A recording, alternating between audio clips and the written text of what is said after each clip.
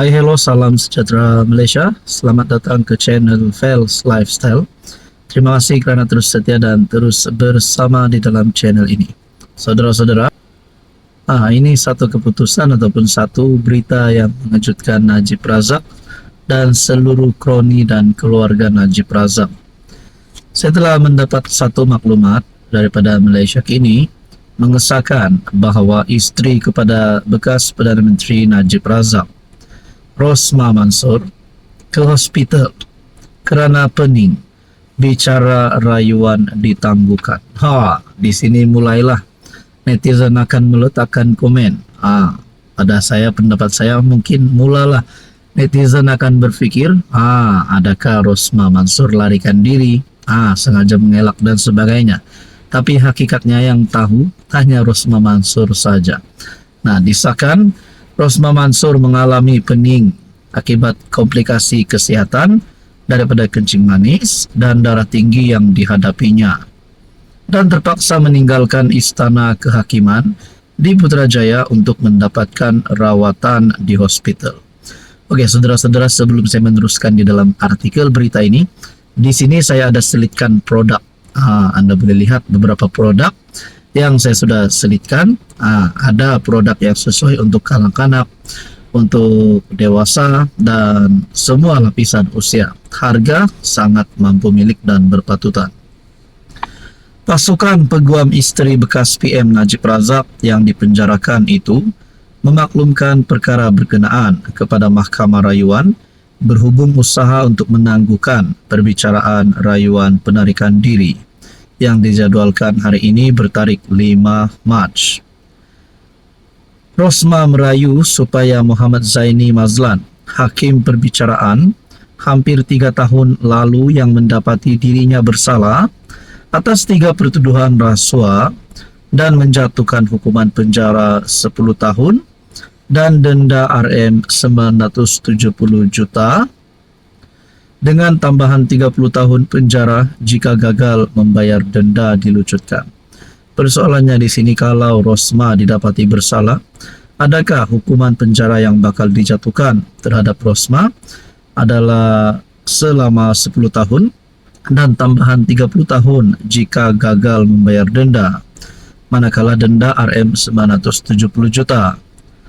Walaupun sabitan dan hukuman adalah subjek rayuan utamanya yang belum selesai di Mahkamah Rayuan, dia juga membuat rayuan berasingan terhadap keengganan Zaini untuk mematuhi permohonannya supaya dia menarik diri daripada kes rasuahnya yang dikaitkan dengan projek tenaga hybrid solar bernilai RM 1.25 bilion untuk 369 sekolah luar bandar di Sarawak. Agak-agak apa yang akan berlaku selepas ini? Apa komen anda? Hai, hello, salam sejahtera Malaysia. Selamat datang ke channel Fels Lifestyle. Terima kasih kerana terus setia dan terus bersama di dalam channel ini. Setelah beberapa hari ini kita mendengar berita yang menyebut nama bekas Perdana Menteri, yaitu Perdana Menteri ke-9 Ismail Sabri daripada parti UMNO. Setelah serbuan yang kita dapat dengar, yaitu serbuan sehingga RM 177 juta ditemukan. Akhirnya, perkara ini membawa kepada pertanyaan, apa yang akan berlaku kepada UMNO dan apa yang akan berlaku kepada Ismail Sabri setelah timbul isu ini. Isu Ismail Sabri sukarkan impian UMNO untuk kembali dominan. Oke, baik, sebelum kita teruskan di dalam artikel ini, di sini saya selitkan produk. Anda boleh lihat ada beberapa produk yang sudah saya share di sini. Anda boleh lihat mana satu yang sesuai di mata, sesuai di hati. Anda boleh klik dan order macam biasa dekat Shopee. Saudara-saudara, tulisan daripada Syabuddin bertarikh 4 Mac.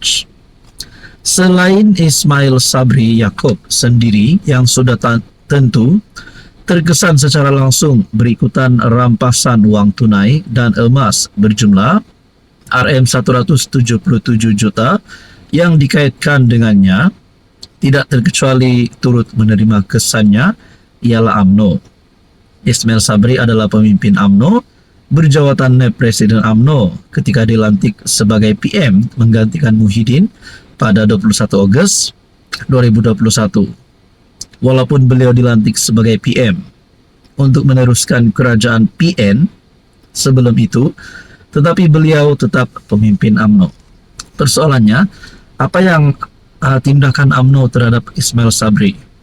Sekiranya Ismail Sabri ini membawa kepada pembawaan negatif terhadap partai UMNO. Adakah beliau akan dipecat, digantung, dan mungkin ada beberapa tindakan yang lain?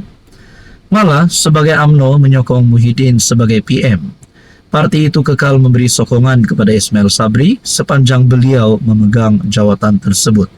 Ismail Sabri sendiri tidak pernah menyatakan kerajaannya adalah kerajaan PN. Ismail Sabri malah bertanding pada PRU 15 atas tiket UMNO BN dan kekal sebagai MP UMNO BN sehingga sekarang. Senang cerita, menurut tulisan ini, Ismail Sabri adalah orang UMNO dan pemimpin UMNO sehingga hari ini. Kaitan beliau dengan PN hanyalah kerana beliau disokong kuat oleh gabungan tersebut untuk menjadi PM. Apabila SPRM mengesahkan Ismail Sabri disiasat sebagai suspek dan bukan sebagai saksi, ia adalah petunjuk bahawa wang tunai dan emas yang ditemui itu sekurang-kurangnya mengikut dapatan awal SPRM adalah kepunyaannya atau dalam kawalannya. Untuk itu, kebarangkalian UMNO mendapat sokongan yang semakin merosot pada PRU 16 akan datang adalah sesuatu yang tidak boleh ditolak. Cuma apabila pengundi, khususnya orang Melayu, semakin menjauhi UMNO pada PRU akan datang, siapakah yang bakal mengaut labanya? Adakah PH atau KPN yang di dalamnya ada PAS dan bersatu? Nah, persoalannya, adakah selepas ini Ismail Sabri mungkin akan keluar daripada UMNO? Dan sebelum ini kita pernah mendengar ada 10 MPBN yang menyokong Muhyiddin jadi PM. Adakah MPBN tersebut diantaranya adalah Ismail Sabri sendiri? Apa komen Anda? Hai, hello, salam sejahtera Malaysia. Selamat datang ke channel Fels Lifestyle. Terima kasih kerana terus setia dan terus bersama di dalam channel ini. Ini satu keputusan paling menggemparkan penyokong-penyokong PMX dan juga penyokong-penyokong PAS. Sebelum ini kita dengar banyak saja berita tentang saman fitnah. Ini di antara MP PAS dan juga Anwar Ibrahim. Sebelum ini kita pernah mendengar Anwar Ibrahim yang memfailkan saman fitnah terhadap Amzar pada 22 Desember 2022. Dan ini adalah keputusan terkini. Satu keputusan Anwar yang pasti membuat ramai walaun dan juga seluruh kepimpinan PAS tergamam. Saman fitnah, Anwar MP PAS selesai kes luar mahkamah. PM Anwar dan ahli parlimen Kuala Terengganu Ahmad Amzad Hashim telah mencapai penyelesaian dalam saman fitnah yang difailkan oleh Anwar terhadap Wakil Rakyat PAS. Di dalam media sosial FB Malaysia kini, dalam ruangan komen berkata, dengan penarikan balik kenyataan MP Kuala Terengganu tersebut, bermakna apa yang dikatakan beliau adalah fitnah. Adakah ini menunjukkan bahawa MP PAS tersebut memang fitnah dan telah menarik balik kenyataan tersebut? Oke, saudara-saudara, sebelum kita teruskan di dalam isu ini, di bawah video ini Anda boleh lihat produk. Anda boleh klik produk tersebut. Ada beberapa produk yang saya sudah selitkan. Anda boleh pilih mana satu yang sesuai dengan Anda. Harga cukup murah dan berpatutan. Mahkamah Tinggi Kuala Terengganu merekodkan penyelesaian luar mahkamah bagi tindakan sivil tersebut dengan Presiden PH menarik balik saman tersebut, manakala Ahmad Hamzad menarik balik kenyataan yang dipertikaikan itu. Saman sivil itu berkaitan dakwaan Anwar berbohong mengenai hanya menerima gaji RM1 ketika menjadi penasihat ekonomi Selangor. Hakim Hassan Abdul Ghani merekodkan penyelesaian antara plaintiff dan defendant yang bersetuju untuk menamatkan pertikaian undang-undang pribadi mereka selepas mengambil kira terdapat isu jauh lebih besar dan penting yang memerlukan perhatian. Peguam Anwar Sankaraner hari ini mengesahkan keputusan tersebut. Kedua-dua pihak juga berharap agar keputusan ini dapat diterima dan dihormati oleh semua pihak serta tidak dijadikan sesuatu yang boleh menjejaskan kesejahteraan dan keharmonian di Malaysia menurut kenyataan bersama Anwar dan Amzad.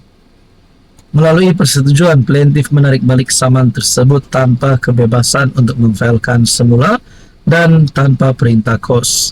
Adakah dengan ini MP PAS tersebut secara otomatik akan tunduk kepada Anwar kerana Anwar telah menarik balik saman fitnah tersebut, ataupun beliau akan terus berpaling tada daripada PN dan menyokong Anwar Ibrahim? Tak tahulah apa yang akan berlaku. Yang pasti, saman fitnah Anwar dan MP PAS telah selesai kes luar mahkamah. Apa komen anda?